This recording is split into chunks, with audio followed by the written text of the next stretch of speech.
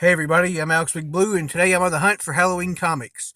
I'm going to try to go to a couple different stores and see what comics I can find that are Halloween themed, and try to get them for kind of relatively cheap, see what I can come up with.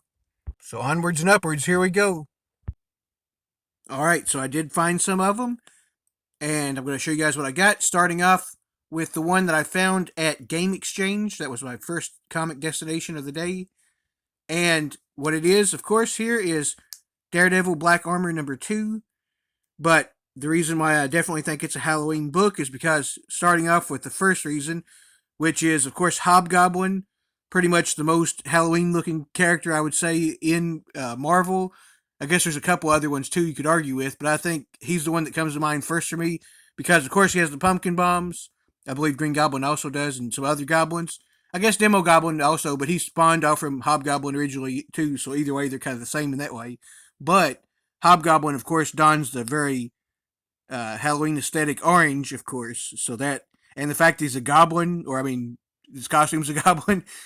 Yeah, he just really always screams everything Halloween to me as far as a character goes, and he's awesome, of course. And you get the monstrous saber tooth here as well, which definitely kind of fits. Almost, he kind of almost looks like a werewolf in general too. So you kind of get that type of thing as well. Yeah, this looks awesome. I thought this really fit the idea too, and I'll probably try to get the first issue of this if I see it too at some point soon. And also, of course, we have down at the bottom, they're attacking Daredevil, who is wearing a Daredevil costume, which reminds me, of course, of the classic devil costumes for Halloween, one of the kind of big ones of all time, kind of with the ghost and witches and whatnot. So, yeah, very cool, awesome cover. Happy to get this, and I definitely think it fits to start off with here. All right, next up for the other 5 or 6, I think 5, but I'm not 100% sure. We'll see. But all these ones are $1 a piece. Oh, by the way, I don't know if I mentioned that. This one was $2 because at Game Exchange. But all these ones were at Peddler's Mall that I got them at, and they were all $1 a piece in those particular bins. So, nonetheless, starting off with the Avengers Blood Hunt tie-in, and it is the Avengers number 14.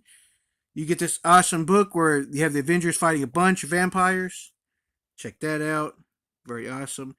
I love Blood Hunt so far and all the tie-ins. So when I saw any of these that I didn't have, I had to get them, right?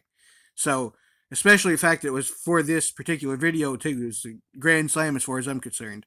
Can't wait to read this. Love the cover. Very cool. Next up, another one I was able to find, thankfully, Doctor Strange 15. It's a Blood Hunt tie-in as well. And it also has a very Halloween aesthetic cover on it.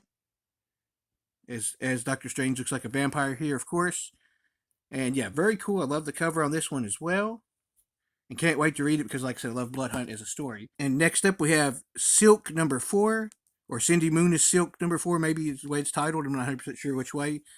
But nonetheless, she's fighting a giant monster here that definitely looks like some sort of thing that fits in with Halloween as far as that goes. Kind of reminds me of sort of like demonic looking character or something.